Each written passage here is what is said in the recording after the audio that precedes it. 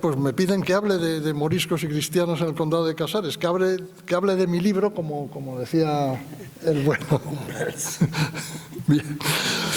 Esto me ha obligado a retroceder medio siglo, que no son uno ni dos, sino son cinco decenios, ya que esta obra, publicada en Córdoba por la Diputación Provincial de Córdoba en el año 1982, realmente se elaboró del año 1971 al 76, que se defendió como tesis doctoral en Valencia. He vuelto a leer el libro y bueno, casi como si fuera de otro autor, porque no lo había releído en mucho tiempo, y la impresión que me ha dado es que no está mal, que tiene mucho trabajo detrás, que se lee bien, que tiene algunas partes en que realmente son páginas en que se explican cuestiones metodológicas o se explican complejas tablas numéricas, que era lo habitual entonces, que teníamos que hacer eso, que no deja de ser realmente pues un rollo, pero había que hacerlo para demostrar lo que estábamos trabajando.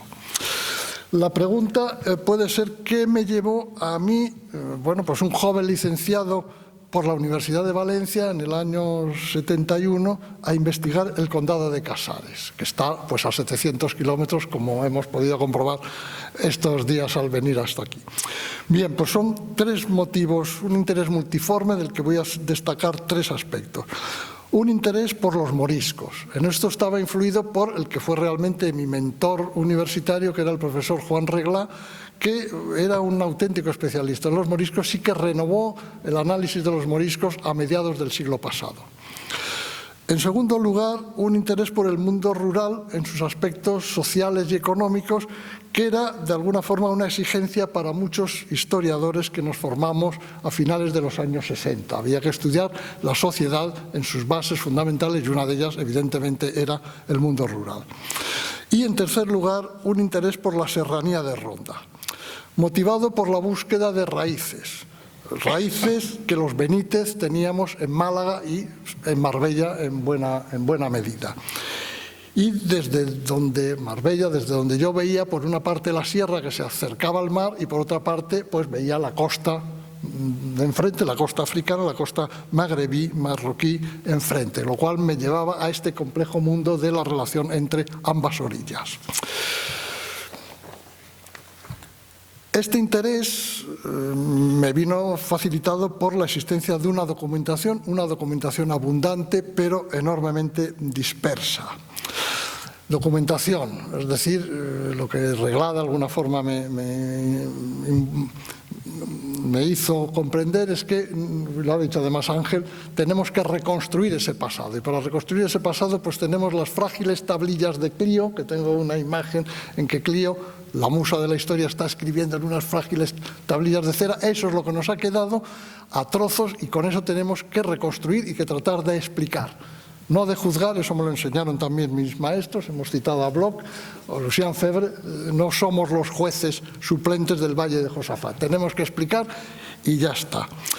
¿Qué documentación tenía a mi disposición? Pues en primer lugar, a ver si yo ahora consigo ver aquí porque es esto de aquí, creo, esto es la tesis que ven. Teníamos los apeos y repartimientos de bienes de moriscos. En el momento de la expulsión de los moriscos se hicieron unos apeos, pero lo que realmente pude trabajar son los repartimientos de los bienes de los moriscos que habían dejado a los repobladores. Estos apeos están conservados fundamentalmente en la Real Chancillería de Granada y permiten conocer buena parte del paisaje rural y de las estructuras de la propiedad morisca y después de los repobladores.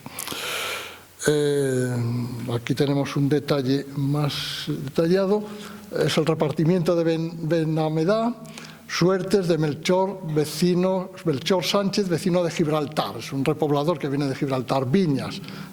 Melchor Sánchez, vecino de Gibraltar, la tuvo lo veo yo realmente casi, una suerte de regadío, salió en la tercera suerte que se hizo en Viña de Joan de Guzmán, linde con Viña de tal, cabeza de tal. Entonces va diciendo ítem a ítem los bienes que le han tocado con los lindes e incluso si linda con un camino, con el río, con el pueblo, lo cual permite, a ver si ahora encuentro dónde lo tengo, no, bueno, luego volveremos. Permite reconstruir en buena medida y con harto trabajo ese posible paisaje rural y esa estructura de la propiedad.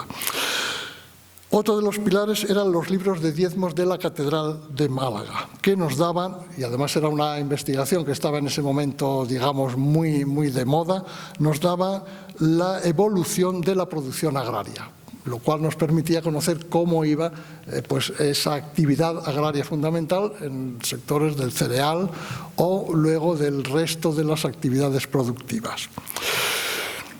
Supe, entonces no teníamos internet, no teníamos nada más que los libros y poco más. Supe por la obra del profesor Ladero Quesada sobre la Guerra de Granada y la repoblación, una obra fundamental de Ladero Quesada, que Casares formaba parte de la Casa de Arcos. Puede parecer elemental, pero entonces para mí fue un descubrimiento. Y que la documentación de la Casa de Arcos había pasado a la Casa de Osuna y que el duque de Osuna tuvo el buen gusto en el siglo XIX de gastarse todo el dinero y su archivo pasó al Estado y estaba en el Archivo Histórico Nacional de Madrid en aquel entonces, ahora está en Toledo, lo cual me permitía conocer la documentación señorial. Y por último me acerqué a Casares, aquí estamos acercándonos a Casares, en el verano de 1972, mientras hacía las milicias universitarias en San Roque. Entonces me acerqué a Casares en ese mini que se ve ahí está Gibraltar. San Roque es la ciudad donde reside Gibraltar y aquí me atendió el secretario del ayuntamiento, don Antonio Galiano Jiménez, y me facilitó el acceso a los fondos municipales. Esta es la primera nota que yo tomé en el archivo, viendo los libros de cabildos que iban a ser otro de los pilares de la tesis. Bien, ¿cómo se trabajaba entonces? Pues se trabajaba, bueno, esto es un ejemplar de la terrible letra de los libros de cabildos de Casares, de los que nos hablarán mañana. Esto es pues prácticamente del primero, en Casares a 2 días de julio, pues etcétera, etcétera. Bien, ¿cómo se trabajaba entonces? Pues bueno, pues hacíamos fotos no con la cámara, sino a base de rollos. Hacíamos fichas a base de papel que poníamos, bueno, este es un fichero de plástico, otros son cajas de zapatos, donde íbamos poniendo Casares, Ronda, los diferentes temas del vaciado de las documentaciones. Hice cálculos con una calculadora electrónica comprada en Ceuta por 1000 pesetas, que era lo primero, lo más moderno que teníamos entonces. Escribí la tesis a mano, mi mujer pues me la tuvo que pasar a máquina con no sé cuántas copias de papel carbón, porque había que presentar 7 ejemplares, creo, para el tribunal y no había posibilidades de fotocopiarlo, porque eso era entonces muy caro. Eso era la forma en que se trabajaba entonces. Bien, voy a exponer brevemente los resultados de esa investigación, que evidentemente pues, en algunos aspectos ha sido, como acabamos de ver en el trabajo de Catalina, pues ha sido superada por investigaciones posteriores. Casares estaba, como bien saben y bien se ve desde aquí, estaba en la primera línea de la frontera del Reino Nazarí de Granada, es decir, estaba pues, situada en esta frontera de la que nos ha hablado antes y pues frentada a Gibraltar. En 1482, como también sabemos bien, comienza la guerra de conquista del Reino de Granada y poco después, en el año 1485, capitula Ronda y toda esta zona occidental del Reino Nazarí. Los reyes católicos concedieron a los moros poder seguir básicamente con sus creencias y su forma de vida. Como ya también se ha dicho, la guerra de Granada era terriblemente cara y los católicos, de forma más o menos forzosa, conseguían préstamos para mantener la guerra. Uno de esos préstamos, bueno, aquí tenemos ya el detalle de lo que va a ser el condado de Casares, no solamente, bueno, pues lo que es el término de Casares ahora, sino el de Manilva, que se separa en el siglo XVIII, y los del interior de Genaguacil y Benaujan. Bien, los reyes católicos consiguen, como también se ha mencionado, un préstamo de 10 millones de maravedís, de 10 cuentos de maravedís, que es una cantidad muy importante, del duque de Cádiz, don Rodrigo Ponce de León, y a cambio le dan como garantía Casares con toda su tierra. Como ya se ha mencionado antes, no sé si por aquí puedo señalarlo de alguna forma, los cuales 10 cuentos de maravedís montaron en 306 vasallos que se fallaron por cuenta cierta que había en dicha villa y su tierra, estimados a 8.000 maravedís cada vasallo. No es que fueran esclavos, es que suponían que cada vasallo podía rendir esos 8.000 maravedíes anuales. Y luego, bueno, pues el resto de las rentas que suponen que va a tener. Y, bueno, es un documento importante, que hay una copia en Osuna y otra copia en Simancas, rubricado por el rey Fernando y por la reina Isabel, y luego también por el propio duque de Cádiz.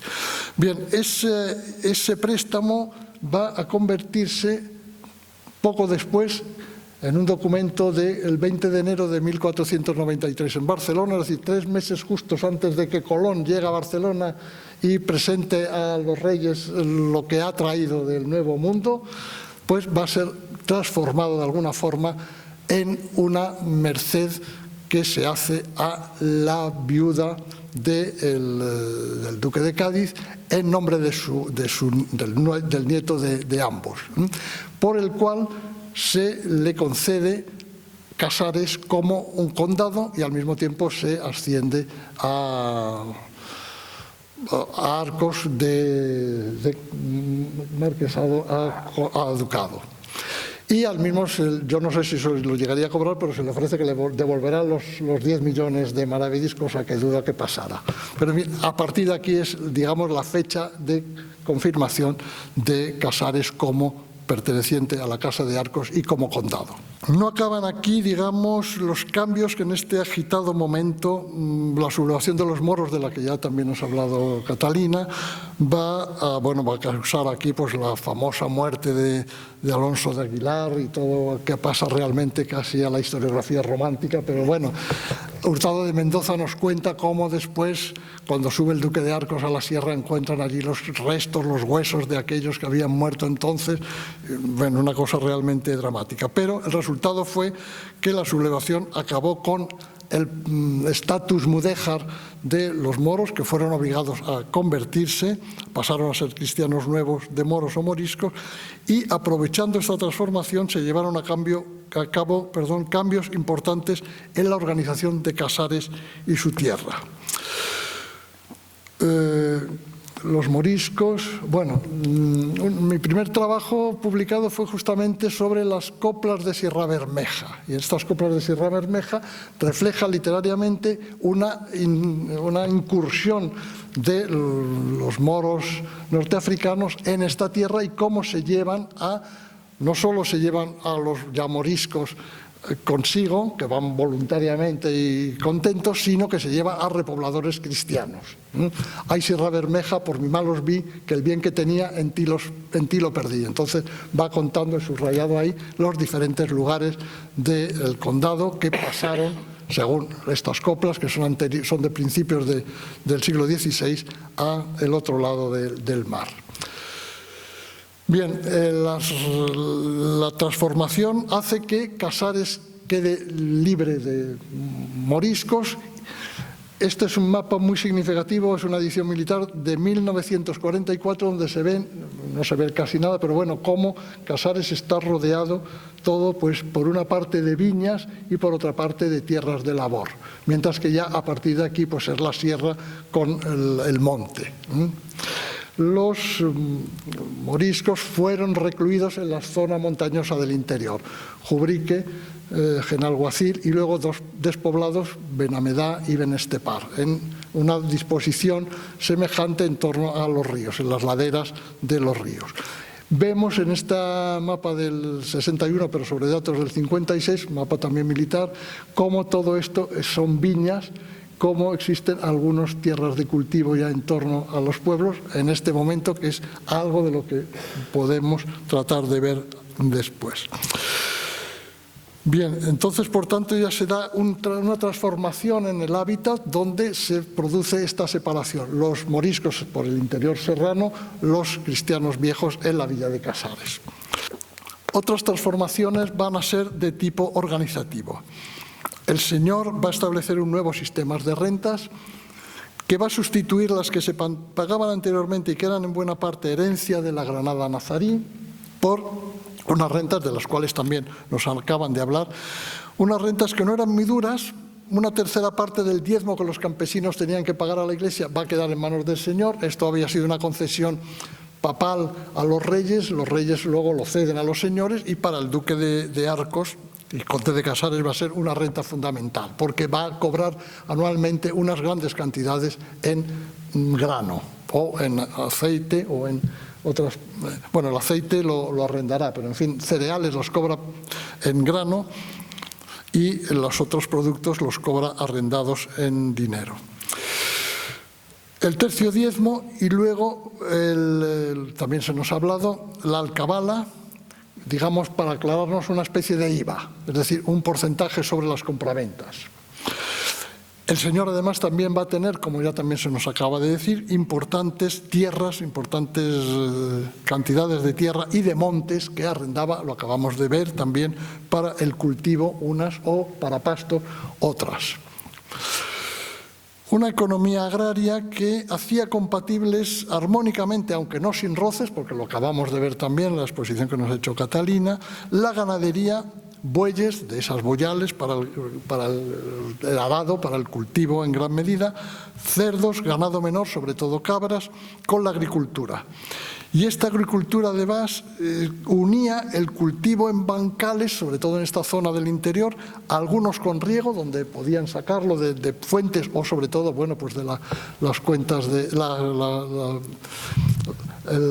río Genal, o un guadiaro incluso más abajo, que cubrían estas laderas del interior, de este interior morisco, con vides, con olivos, con morales. Se unía este cultivo detallado, minucioso, del típico de la agricultura morisca del interior, con campos abiertos dedicados al cereal. El trigo y la cebada era fundamental para la alimentación de la época y era la base de la alimentación, pero también lo van a ser otros cultivos dedicados a la venta. Algunos ya se han mencionado: el vino y sobre todo las pasas, el aceite, la seda de los abundantes morales que también se van introduciendo, e incluso, como lo acabamos de ver, la caña de azúcar que se implantó durante un tiempo en la zona costera y que dio origen a la población de Manilva, aunque luego fracasó por motivos que también nos han sido explicados. Ven, aquí en este mapa intenté reproducir, lo que pasa es que no puedo ampliarlo y casi no se ve, con los símbolos. Es un mapa hecho a mano, que entonces había que hacerlos así, esto era sumamente costoso, pues donde estaba el bosque, donde estaban los cultivos cerealícolas, dejamos aquí, esto es Casares, donde estaba la vega de Manilva con la caña de azúcar, donde estaban otras vegas en torno a los ríos, y luego intenta verse por aquí pues donde estaban los bancales en torno a estas poblaciones moriscas que acabo de señalar, y los bancales de río en torno a la vega del Genal. Como vemos aquí, pues hay un eje fundamental que viene marcado, justamente no hay más que asomarnos ahí a la muralla, por la villa de Casares. Hacia el norte se encuentra la zona montañosa, áspera, y a partir de aquí pues toda una serie, que no es que sea la llanura, pero en fin, una serie de colinas más llanas que desembocan luego pues en esta plana costera. La sociedad, digo, tanto la comunidad de los cristianos viejos como la de los moriscos era relativamente equilibrada. Existía desde luego una élite de campesinos ricos, de campesinos y en parte también de campesinos en sentido general, pero los más ricos podían ser incluso ganaderos, como también se ha señalado ya.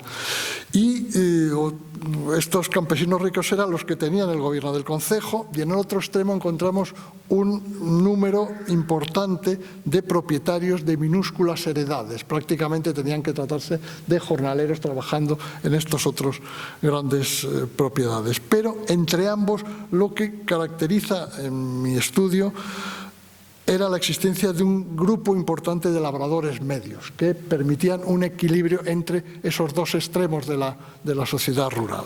Pues hay una cita que quería ver si la encuentro, no la encontraré ahora, está recogida en el libro de Espinel, de Vicente Espinel, sobre un presunto familiar suyo que pues ha sido capturado por los berberiscos y aparece en la playa de Casares. Entonces alguien de Casares lo recoge, lo lleva a su casa y le cuenta, pues como él vive una vida sosegada, el Beatus Ille, alejado de las malas relaciones, pero que una vida moderada donde tiene esclavos, colmenas, ganados, es decir, una aureas mediocritas realmente de un campesino bien acomodado. Esto sería un poco la imagen de este campesino acomodado con propiedades de esta sociedad rural que se nos quiere mostrar como modelo en este momento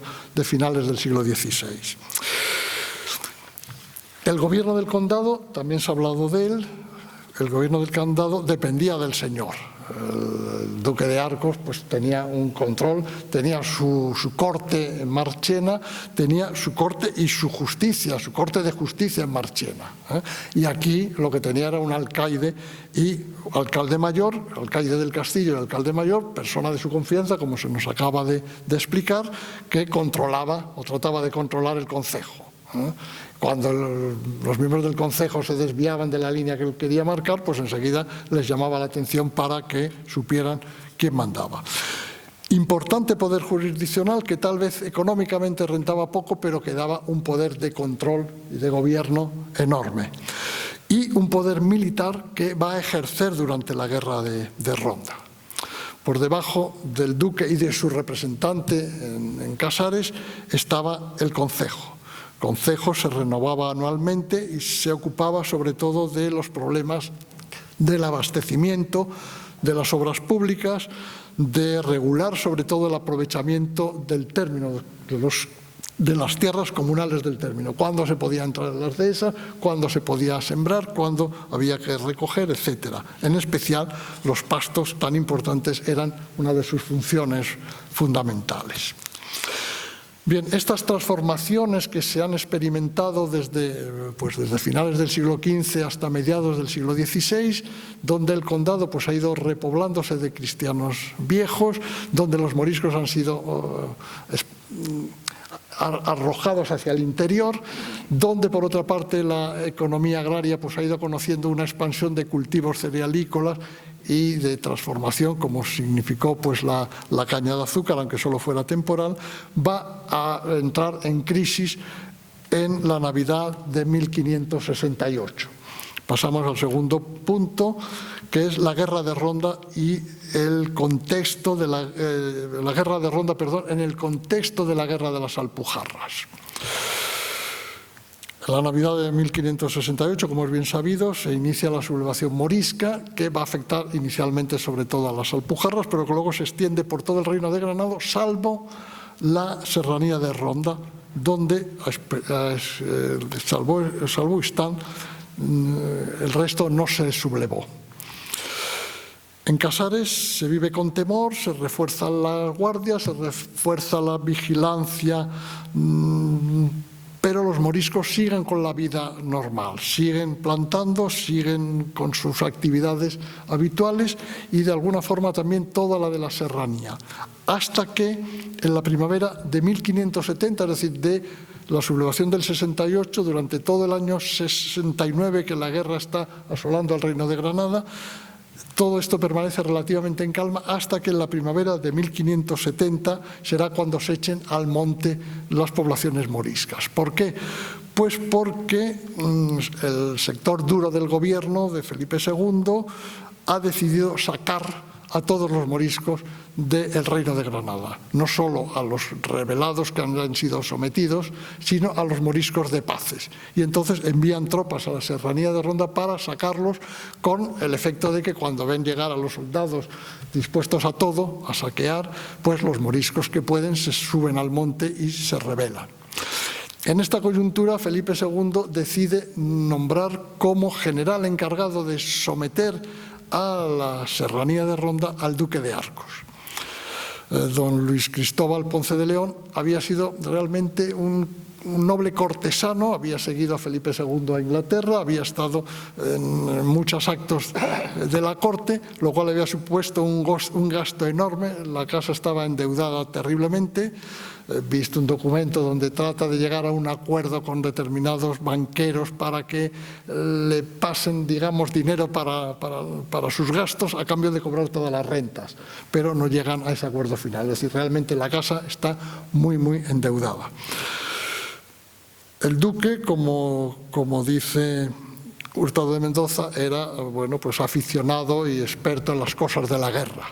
Y entonces va a tratar primero de negociar con los sublevados. Hay que tener en cuenta que Casares era un señorío secundario dentro de las rentas de la Casa de Arcos, pero bueno, era un señorío importante y no le convenía perder a sus vasallos moriscos y las rentas que le generaban. Entonces va a tratar de negociar para que vuelvan a sus lugares. Y la negociación la tenía muy avanzada, pero tanto los intransigentes por parte morisca, en parte también instigados por algunos turcos que están entre ellos, como los intransigentes por parte cristiana, los que estaban dispuestos a caer como pudieran sobre la población morisca y saquearlos o hacerlos esclavos, pues hacen que la negociación se rompa y que por tanto haya que ir a la guerra. No quedó más solución que llevar a cabo una difícil campaña militar en la serranía y luego deportar a los moriscos de paces y, bueno, acabar con los rebeldes, o, bueno, deportar también a los rebeldes que se habían rendido hacia Castilla. Este es un ejemplo del trabajo de reconstrucción parcelario a partir de los apeos y repartimiento, sobre todo, de bienes de moriscos. Es un esquema, es un croquis, evidentemente no tiene por qué reflejar estrictamente la realidad, es el mapa de las parcelas moriscas en Benestepar. Este es bueno, no sé si por aquí yo puedo señalar mucho, este es el río, y entonces a partir de esas informaciones la parcela tal que está lindando con estas otras y que es más grande o más pequeña, las viñas que linda esta con esta otra, que linda con el camino, que linda con el río, que linda con... estos son unos bancales de un tipo, los bancales de otro tipo. Pude tratar de reconstruir cuál era ese paisaje rural.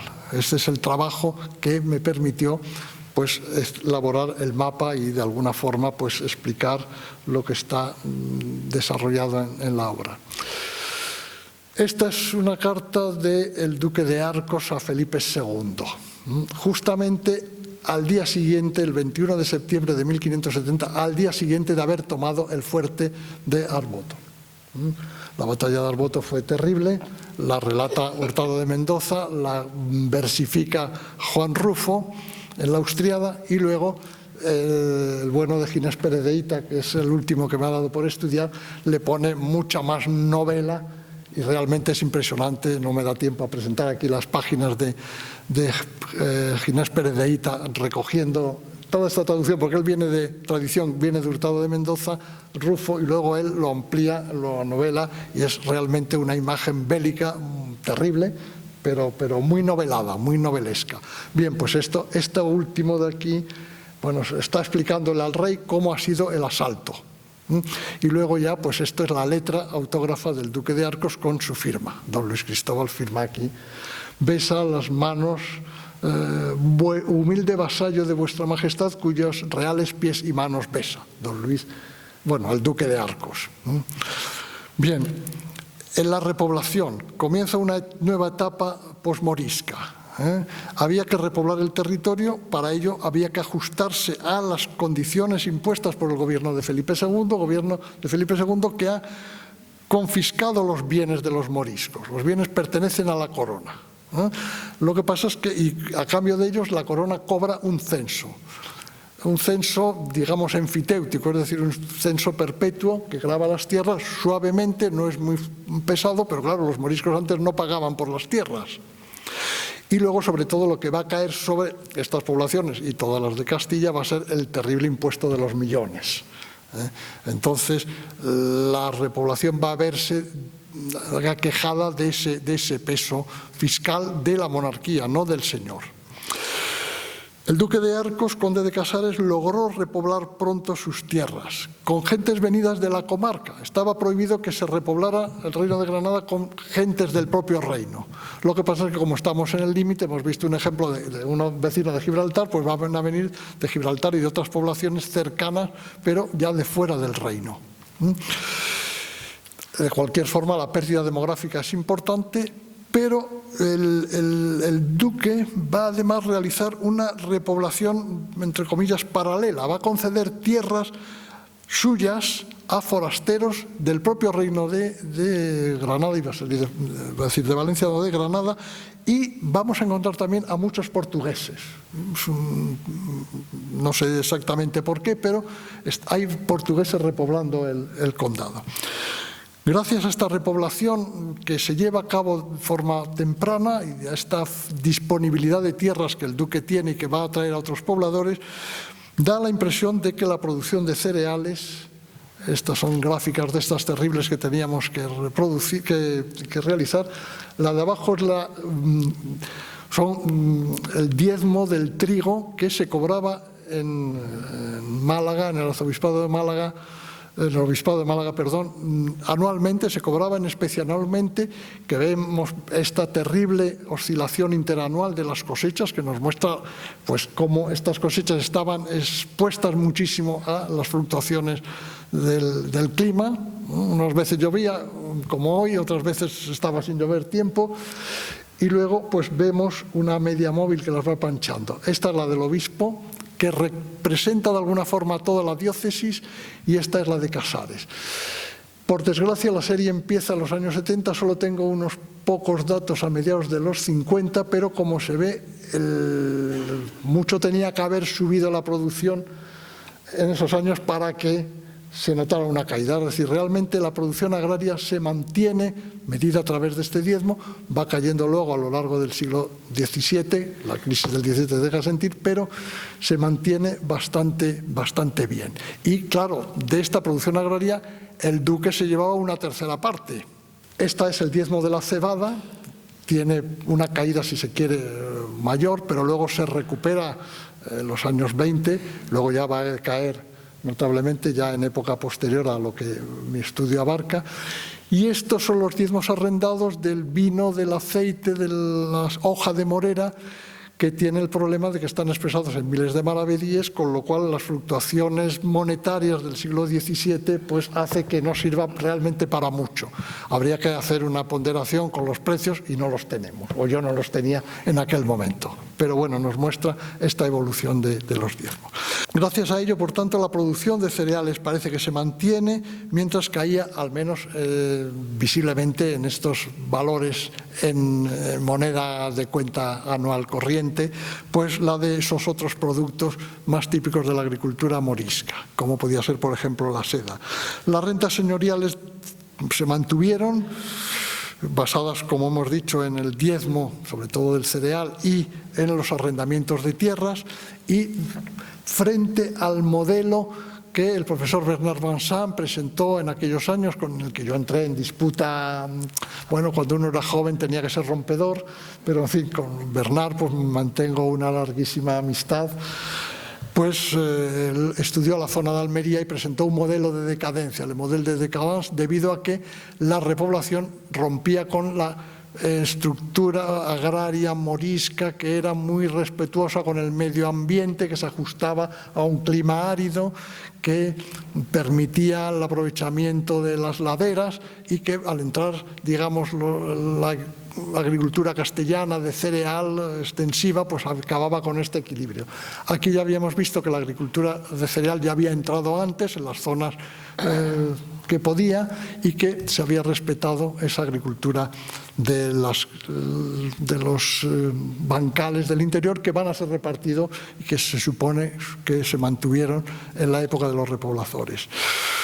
Bueno, pues esta era de alguna forma mi visión del condado de Casares, de su evolución desde un mundo nazarí, el momento de la conquista, hasta el momento de la repoblación posterior. Pues con todo esto acabo mi resumen de la lectura del libro que he tenido que volver a hacer para explicárselo a ustedes, tratando de destacar los aspectos principales y darles muchas gracias por haber podido hacerlo y por haberme escuchado aquí. Muchas gracias.